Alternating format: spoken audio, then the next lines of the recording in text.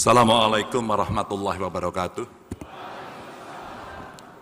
Alhamdulillah wa syukurillah wala khala wala quwata illa billah amma ba'd. Prof. Haidar yang sangat saya hormati, terima kasih sudah memberikan waktu tempat kepada saya dan Pak Mahfud untuk bisa hadir di keluarga besar Muhammadiyah menyampaikan gagasan. Tentu yang akan saya sampaikan dalam waktu yang tidak lama ini tidak terlalu lengkap. Maka Bapak Ibu, kawan-kawan, juga para mahasiswa boleh mendownload KPU, silahkan. Dan itu cukup detail.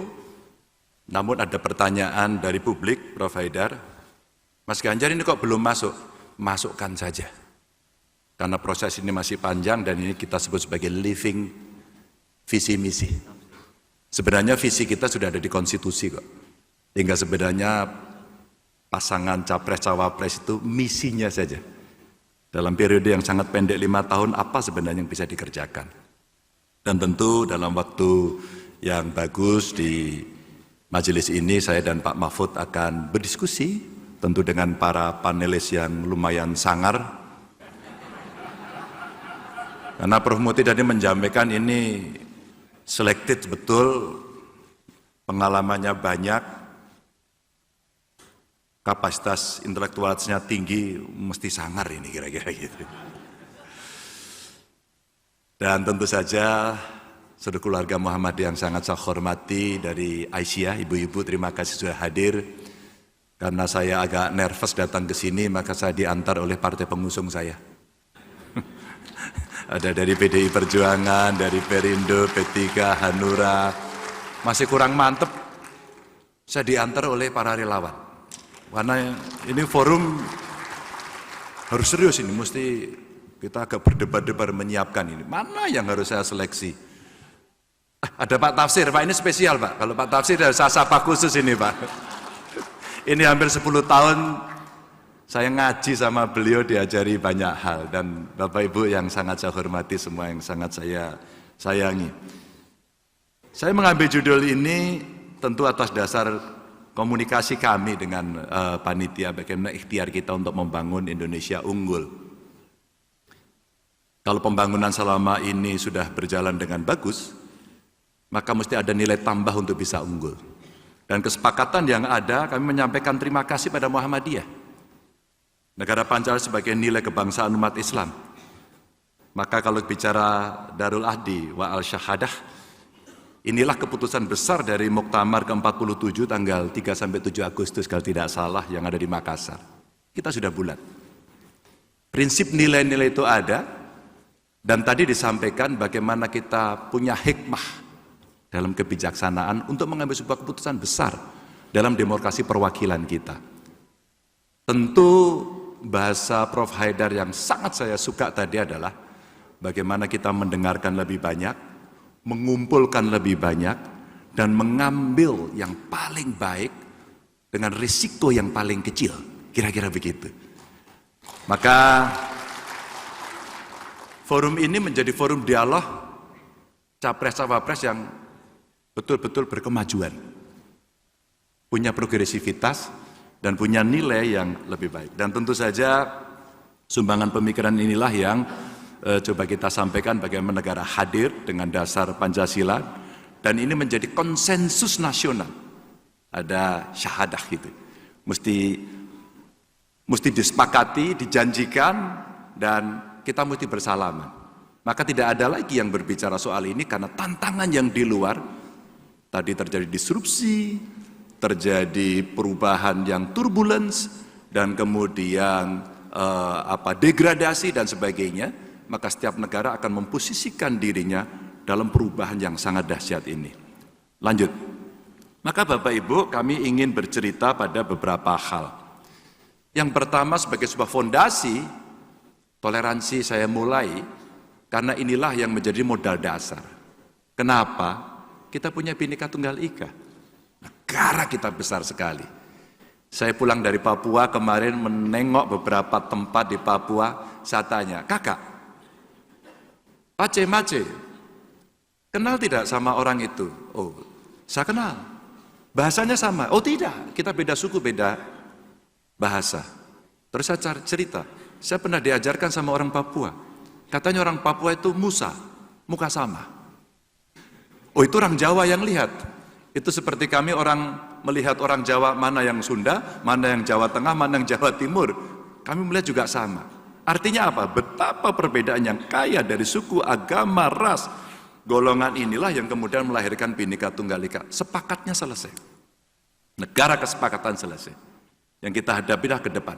Kalau ini diungkit-ungkit lagi, maka kita akan keluar dari kesepakatan dan kita disibukkan lagi pada konsensus yang sudah dibuat oleh para pahlawan, oleh para ulama, oleh para tokoh masa lalu. Kita generasi berikutnya yang akan melakukan. Nah, saya ingin mengambil tiba-tiba saya menukik pada apa yang menjadi spirit Muhammadiyah yang dirasakan betul-betul di masyarakat. Saya akan mengambil dua hal yang selalu masyarakat merasakan dengan hadirnya Muhammadiyah. Satu pendidikan dan dua kesehatan. Dua hal yang hari ini begitu penting untuk bangsa ini bisa melakukan lambungan yang tinggi. Nanti kita akan bicara soal bagaimana menanggulangi kemiskinan. Tapi rata-rata kalau dia miskin dalam desil 1 banget dan dia tidak bisa apa-apa, mohon maaf, dia miskin, dia penyandang disabilitas, dia sudah lolo itu apa ya mas? Lolo itu hidup sendiri begitu. Maka undang-undang dasar punya kewajiban untuk memelihara. Dan dia tidak bisa apa-apa. Maka silahkan dikasih BLT. Terus. Tapi ketika dalam keluarga itu masih ada satu potensi dari anggota keluarganya untuk bisa berkembang, maka pendidikanlah yang akan bisa mendobrak kemiskinan itu. Itu pendidikan. Maka di ulang tahun Mata Najwa kemarin saya ditanya orang, kenapa Pak Ganjar kasih topi merah putih gambar logo pendidikan kita? Saya bilang siapapun yang menang harus ingat pendidikan. Muhammadiyah sudah mengawali tradisi itu, dan kalau saya salah, Pak Muti tolong dikoreksi. Angka ini saya kumpulkan, sekolah di Dasmen Muhammadiyah itu 3.334. Mudah-mudahan betul. Kalau ada yang baru tolong disampaikan. Perguruan tingginya ada 174.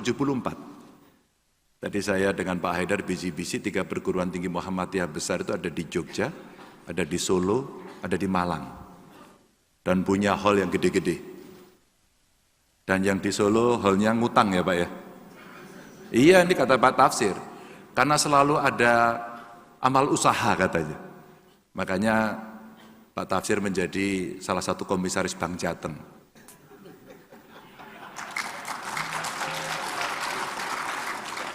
Nggak usah tepuk tangan, nggak ada sepeda.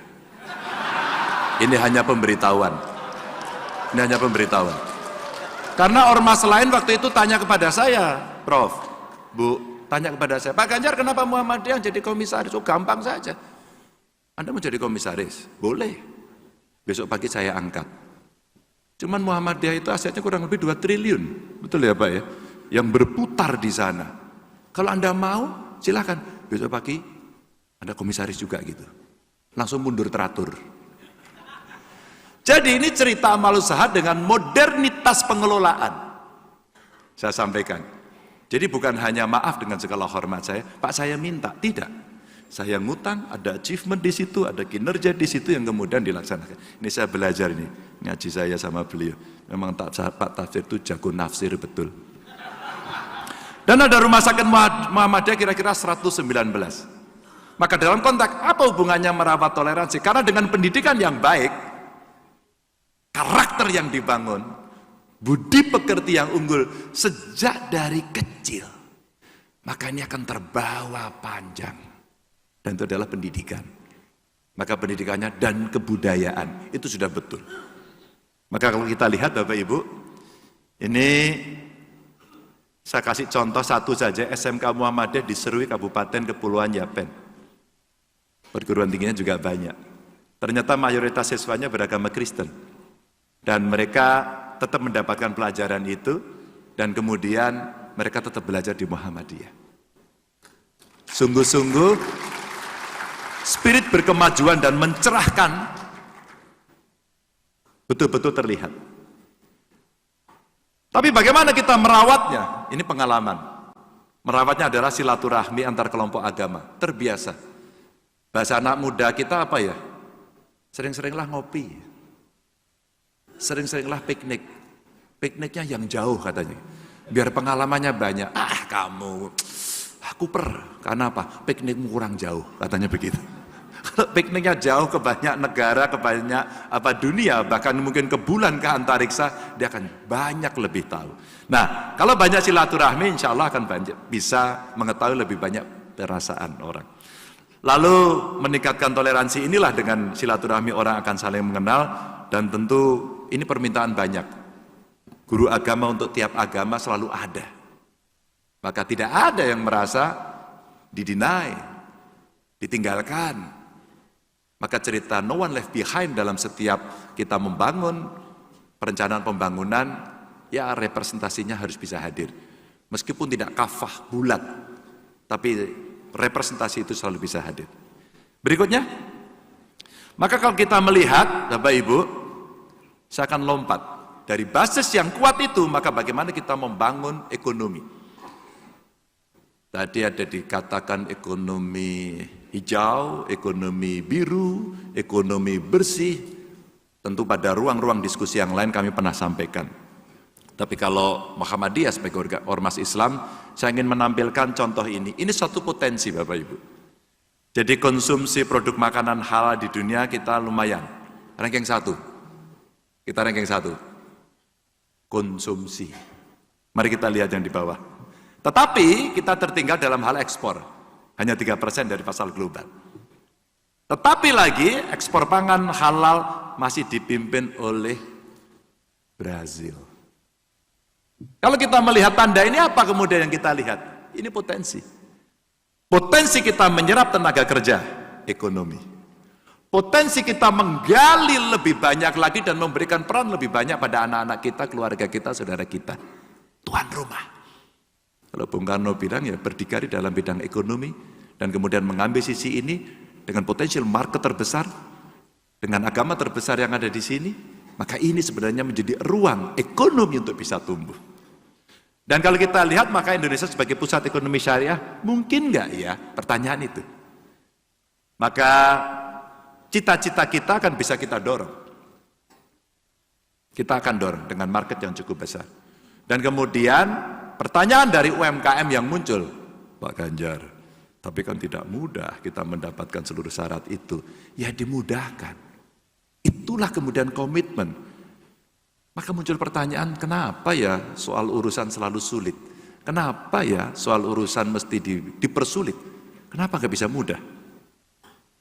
Karena kita tidak pernah menghargai aturan, kita tidak pernah memastikan hukum berjalan dengan baik.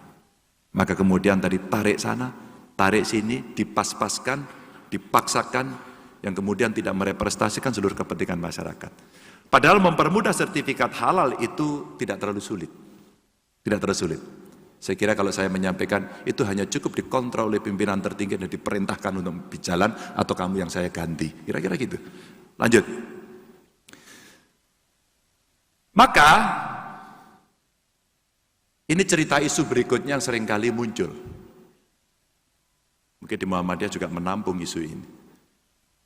Saya melihat ini dari sisi potensi spiritualitas dan bagaimana umat Islam menjalankan rukun Islam. Tapi sisi yang lain, Ibu Bapak, lagi-lagi saya kaitkan dengan potensi ekonomi yang bisa dimunculkan dari kegiatan ini saja. Mari kita lihat. Kemenak mengubah usulan biaya haji hari ini 94,3 juta. Kemudian bagaimana kita meningkatkan kualitas dan kuota haji dengan harga yang paling terjangkau. Kami bicara dengan para ekonom. Kami bicara bagaimana ekonomi yang gedenya minta ampun, yang masyarakat kita tidak hanya berangkat haji, tapi mereka juga umroh. Bahkan mereka ngutang bank. Ada yang juga menjual asetnya dengan segala cara mereka inginkan. Kenapa kita tidak melakukan kontrak jangka panjang untuk maskapai haji dari awal? Kita pasti akan mendapatkan harga yang paling kompetitif. Kenapa kita tidak membuat Wisma Haji Umrah Indonesia di Mekah dan Madinah? Kenapa? Uang itu akan kembali. Teman saya pelaku pariwisata menyampaikan begini, Tiongkok itu membuat aplikasi fintech. Kemudian dia promosi pariwisata. Pariwisata kemana? Ke Bali, Bapak Ibu. Ketika mereka pergi ke Bali, yang menarik, kamu nanti kalau pengen ke Bali, toko yang harus kamu kunjungi ini. 1, 2, 3, listnya ada. Pada saat itu kemudian ditunjukkan oleh dia, di situ ada fintech yang kamu bisa pakai. Fintechnya dari Tiongkok. Yang menarik, barang-barang yang boleh dibeli di situ pun disampaikan. Kamu bisa belanja ini, itu, dan nanti dikirim secara online. Yang saya kaget ketika itu adalah ditunjukkan kepada saya, Pak Ganjar, tebak, kira-kira produk apa yang paling diminati oleh turis Tiongkok? Saya pikir rajutan, saya pikir baju di Bali, saya pikir ukiran. Yang saya kaget ternyata nomor 1 kasur latex. Kenapa? Ternyata barangnya ada di Tiongkok, didiskon besar-besaran, ditaruh di tempat wisata, dan dibeli oleh mereka sendiri, menggunakan fintech mereka sendiri, dan dikirim dari tetangganya sana ke tetangganya sana tanpa harus masuk ke Indonesia. Dan duitnya kembali ke sana. Bapak Ibu, ini sebuah kecanggihan ekonomi dengan sistem yang dibangun, dengan fasilitas digitalisasi dan IT yang mendekati sempurna, dan kemudian dia bisa memainkan dan uang itu kembali ke tempatnya. Bapak Ibu, ini tantangan. Maka kalau kita bisa membuat wisma haji, umroh, berapa orang yang akan menginap di situ, dan itu menjadi PNBP kita. Kalau negara yang memiliki, kalau swasta yang memiliki, maka itu orang Indonesia yang kira-kira akan membelanjakan. Juga kita bisa melakukan pengambilan sisa kuota dari negara lain, ini hanya butuh lobby saja. Dan perbaikan manajemen kuota daerah. Inilah angka-angka yang sebenarnya ada dari beberapa isu Bapak Ibu yang hari ini menjadi perhatian kita bersama, dan saya coba ambil dari sisi ekonominya. Berikutnya, ini tadi yang diminta antara lain adalah soal HAM. Nah, HAM itu banyak aspek. Saya ingin mengambil aspek beberapa yang seringkali tidak dibicarakan. Contoh hak warga negara di negara yang sering mengalami bencana. Apa hak mereka? Maka saya sampaikan di sini, kita ada hitung-hitungannya Bapak Ibu, rata-rata nilai kerugian ekonomi langsung itu ketika terjadi bencana gede banget, sampai 22,85 triliun. Saya tampilkan angka-angka karena tim saya minta untuk menghitung. Sehingga apa yang coba kami sampaikan ini, ada sesuatu di belakangnya, kerjaan-kerjaan teknokrasi sebenarnya. Dan yang menarik, bagaimana kita mengurangi itu, selalu mencegah. Bagaimana pencegahan adalah pendidikan dan regulasi tangguh bencana. Regulasi sudah ada, pelatihannya kurang banyak. Pak Haidar, terima kasih. Kami sering sekali dibantu oleh MDMC. Dalam sebuah tindakan-tindakan respon cepat, kami sering berkomunikasi. Bahkan beberapa kali kawan-kawan membuat buku, saya diminta untuk mengantarkan di buku itu, dan yang menarik ada teknologi yang bisa merespon bencana. Padahal hal-hal yang mungkin tidak dibicarakan orang, tapi mereka bisa melakukan deteksi, early warning system. Ini ada karyanya Pak, dan waktu itu pernah ditampilkan dalam sebuah acara Muhammadiyah, saya hadir, termasuk ibu-ibu Asyah waktu itu membantu, membuat dapur umum dan sebagainya, dan ini pendidikan dan regulasi. Karena rakyat kita hidup di, kalau saya sebut sebagai supermarket bencana, Indonesia ini kalau BNPB menyebut sebagai laboratorium bencana. Nah, ini cerita yang penting. Lalu ada instalasi alat deteksi bencana, ini yang saya contohkan tadi beberapa produk yang juga dari Muhammadiyah menghasilkan itu. Kadang-kadang teknologinya sangat sederhana seperti landslide, tanah longsor begitu. Itu hanya menggunakan alat yang cukup sederhana tapi akan ada sinyal yang berbunyi. Dan itu pergeseran-pergeseran tanah di titik-titik tertentu mereka deteksi. Ini contoh saja. Yang kedua, ini indeks hukum dan HAM. Skornya 6,2 dari 10, dan kita perlu memperkuat lembaga HAM sekaligus penggunaan beberapa kegiatan ya sebagai pintu untuk meningkatkan kualitas pemahaman kita terhadap HAM. Yang ini Pak Mahfud nanti bercerita jauh lebih banyak lagi. Mengalami, melihat, merasakan, bertindak, kadang-kadang juga orang menganggap seperti extraordinary gitu. Tapi itulah sebuah komitmen yang mesti dilakukan. Dan ini juga yang terkait dengan disabilitas.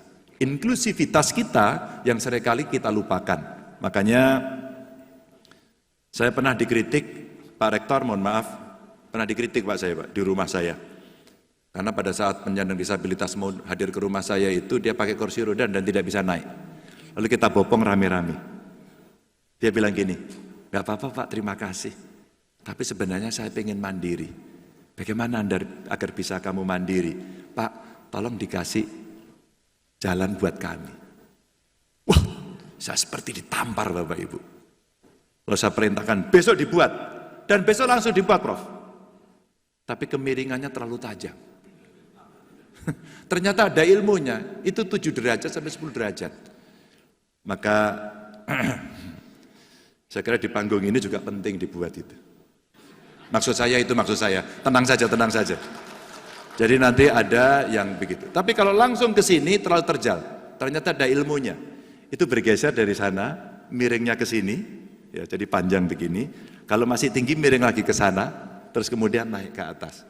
Ini ilmu yang saya dapatkan ketika saya berbicara dengan penyandang disabilitas. Satu aja.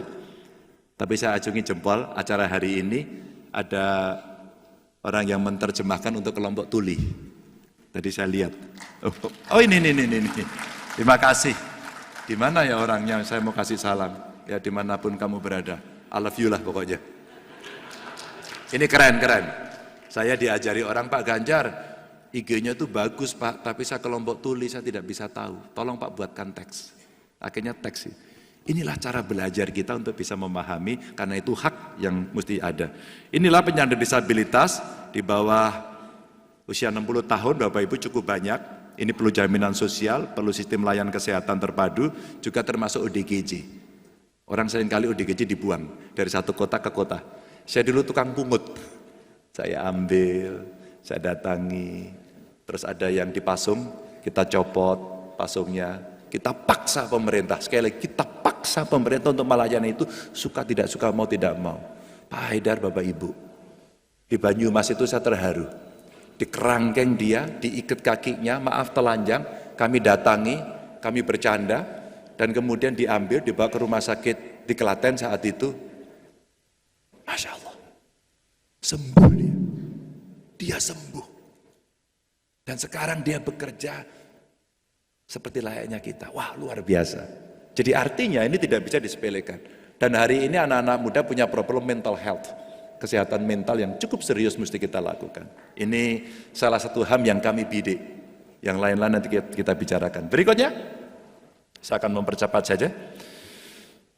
Ada juga sisi ekonomi lain dari keumatan yang punya potensi besar, tapi kita seringkali lupa menggarap.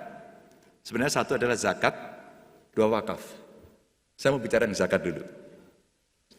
Kami pernah punya pengalaman ini dan dibantu oleh MUI, dibantu oleh teman-teman, ya. Pak Tafsir dulu salah satu narasumber saya untuk bisa membantu juga. Ternyata kalau kita kelola ini gede banget.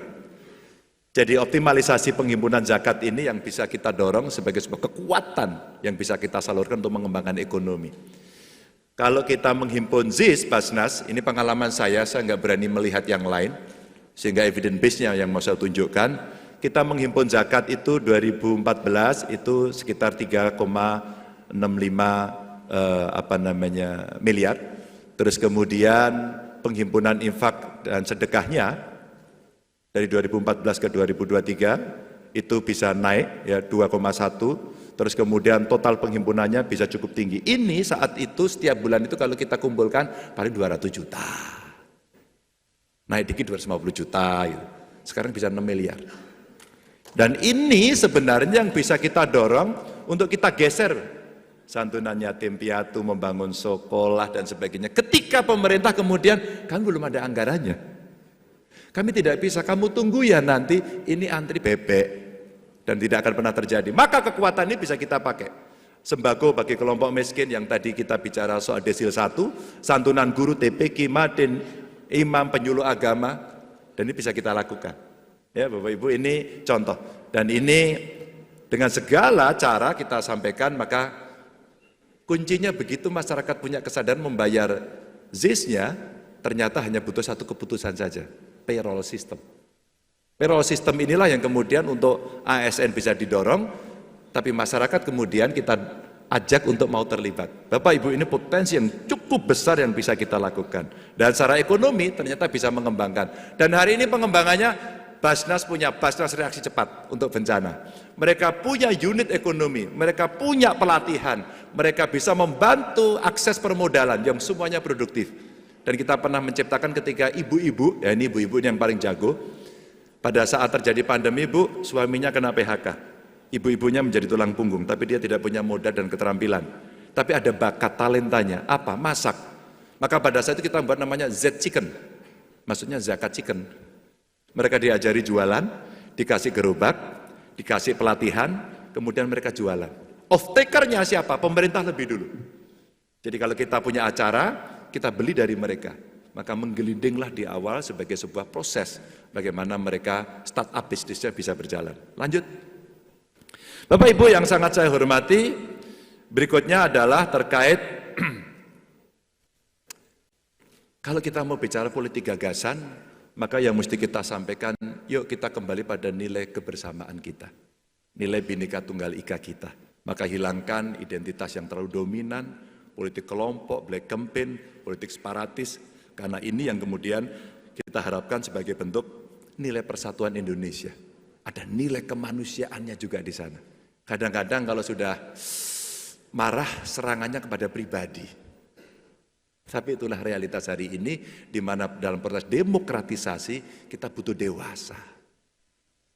Perlu moral di dalamnya, perlu etik di dalamnya. Maka kalaulah kemudian dalam proses demokratisasi ini mengarah tidak makin liberal, tapi makin bisa merasakan bagaimana nilai persatuan juga penting, maka rasa-rasanya semua harus menjadi agen untuk itu. Speak up ketika terjadi penyelewengan dan seterusnya. Dan kita melihat 11.642 konten informasi hoax teridentifikasi di Indonesia. 14,7% merupakan konten hoax tentang keagamaan dan biasanya muncul di era-era yang penuh dengan kontestasi seperti ini. Lanjut. Maka Bapak Ibu, sebelum bosan saya harus segera mengakhiri ini. Bapak Ibu ini diam itu serius melihat bosan atau ngantuk? Oke, maka cerita No One Left Behind saya teruskan kalau begitu. Di Muhammadiyah ini saya ingin lebih banyak mendengar dari panelis, dari warga ya, bagaimana kita bisa merangkul semua untuk terlibat. Maka mulai dari permasalahan oligarki politik tadi disampaikan, maka keputusan bisa diambil dengan pesanan-pesanan, yuk speak up yuk. Mumpung demokrasinya terbuka seperti, ayo seluruh kelompok bicara. Muhammadiyah sebagai kekuatan besar tentu layak dan wajib didengarkan. Karena di dalamnya ada para intelektual-intelektual yang memahami betul dari masing-masing keilmuan yang ada. Kalau dulu orang sulit mengirimkan kritik dan saran dan aspirasi tidak bisa didengar, maka digitalisasi menjadi penting dan alat kecil ini bisa membantu. Saya sebut sebagai perlu adanya super apps, dari government super apps. Government super apps ini bisa, kalau boleh disebut, lapor press. Sebenarnya sekarang ada aplikasi namanya Lapor. Kalau aplikasi Lapor itu connected semuanya sampai ke bawah ini bisa jalan. Saya punya pengalaman, saya punya namanya Lapor Group. Terus kita koneksikan dengan aplikasi Lapor di Istana. Dan kami yang pertama waktu itu. Untuk apa? Untuk berbagi. Mana yang masalah pusat Anda selesaikan, masalah provinsi kami selesaikan, masalah di bawah kami yang memanage. Apakah itu di kabupaten kota ataukah itu di desa. Ini government super apps sebagai bentuk digitalisasi bisa jalan dan inklusif untuk semua kalangan. Afirmasinya adalah kelompok perempuan, anak-anak, lansia, dan disabilitas. Ini yang harus mendapatkan perhatian. Sehingga ketika kita menyusun sebuah keputusan, menyusun sebuah kebijakan untuk mengambil keputusan, maka sebenarnya mereka inilah yang harus didengar pertama. Ini yang harus didengar pertama. Maka Mas Mukti tolong nanti pertanyaan pertamanya sudah dari perempuan dulu. Ya. Dan ini contohnya dari Aisyah, kegiatan yang disusun dan seterusnya. Lanjut, Bapak Ibu yang sangat saya hormati, Ini beberapa yang bisa kami sampaikan, maka kehadiran negara di setiap kehidupan, mulai anak-anak ya, pendidikan yang penting untuk membentuk karakter, lalu pendidikan karakter sejak dini, berikutnya lagi kita melihat bagaimana kita mengangkat derajat orang miskin melalui pendidikan. Satu keluarga miskin, satu sarjana. Insya Allah ini yang akan mendorong mereka lepas dari itu. Berikutnya lagi, maka kemudian kita perlu kurikulum yang siap kerja. Ini sebenarnya kita mau pakai ekonomi hijau, itu butuh lapangan kerja. Digitalisasi 1.300 triliun investasi yang kita butuhkan, itu menciptakan lapangan kerja. Ya enggak? Butuh ekonomi kreatif, termasuk anak-anak muda. Semuanya didesain dalam kerangka bagaimana mengunggulkan ekonomi kita agar mereka terlibat setiap tahap ke tahap. Terakhir, ini angka harapan hidup. Insya Allah kalau jaminan itu ada, angka harapan hidup akan tinggi. Terakhir lanjut. Maka Bapak Ibu, tugas kita adalah fastabiqul khairat. Untuk kita bisa berlomba-lomba, maka istilah kami gaspol. Gaspol itu kita dorong, kita punya anggaran yang berlipat ganda, maka tidak boleh ada korupsi, pajaknya dipermudah. Kita mesti S-nya sikat KKN, karena ini yang menjadi penyakit di Republik ini. Ya. Dan polnya kita memulai birokrasi yang melayani, yang analitis, bukan sekedar administratif. Dan itu butuh regulasi. Kalau regulasinya sudah baik, sistem kelembagaan. Kalau sistem kelembagaannya sudah baik, maka kita butuh aktor baik. Mudah-mudahan aktor-aktor baik itu ada di sini. Biarlah nanti bisa bergabung dengan kami. Wassalamualaikum warahmatullahi wabarakatuh. Jelajahi cara baru mendapatkan informasi. Download Metro TV Extend sekarang.